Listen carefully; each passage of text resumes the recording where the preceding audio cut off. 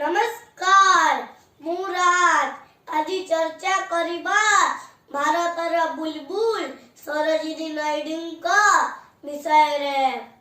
सरोजिनी नायडू जड़े महान स्वाधीनता संग्रामी नारी कवि लोकप्रिय नेत्री और भारतर प्रथम महिला राज्यपाल थिले।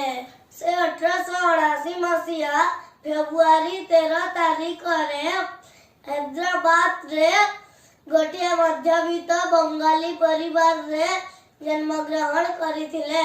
तांकर पिता अघरनाथ चट्टोपाध्याय और माता वरदा सुंदरींकर संतान मानक मध्य रे से थिले सबुठारु बड़। सरोजिनी का प्रतिभा पिला दिनरु जना पड़ीथिला। से बहु कम बयसरु कविता लेखिबा आरंभ करि देइथिले।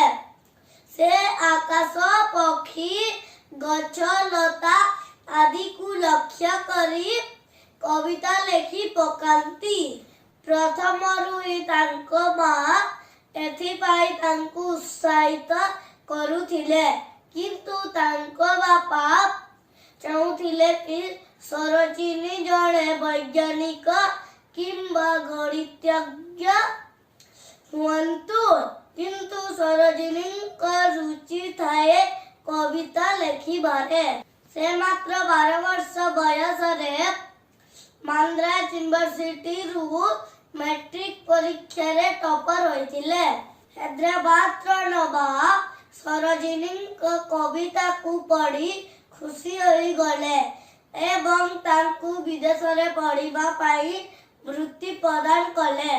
तेणु वृत्ति पाई सरोजिनी 16 वर्ष बयस रे लंडन चली गले और सेठारे प्रथमे किंग्स कॉलेज एवं पर कैम्ब्रिज रो गिटन कॉलेज रे अध्ययन कले।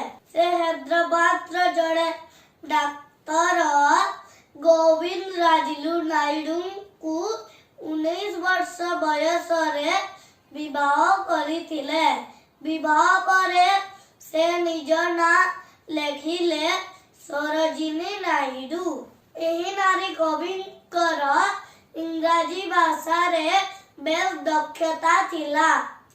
इंग्रेज लोक माने मध्य तांको कविता को प्रशंसा करुथिले।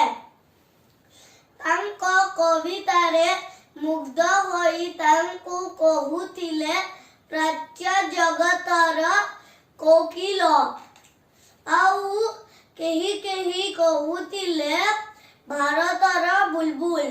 तांकर सबुठारु प्रसिद्ध कविता काव्य थिला द बर्ड ऑफ टाइम, जहा 1912 मसीहा रे प्रकाशित होइथिला।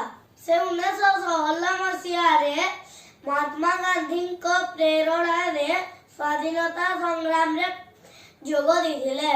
1930 मसीहा लवण सत्याग्रह रे इंग्लैंड माने जते बेले गांधी जी को गिरफ्त कले सेते बेले सरोजिनी नायडू एही सत्याग्रह रो नेतृत्व देई आंदोलन को चालू रखिथिले।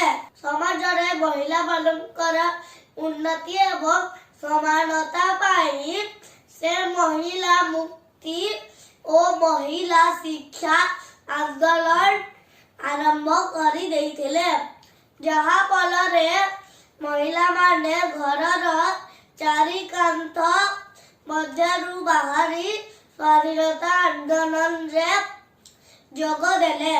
1947 मसीहा रे भारत स्वाधीन लाभ कला परे सरोजिनी नायडू हेले स्वाधीन भारतर प्रथम महिला राज्यपाल।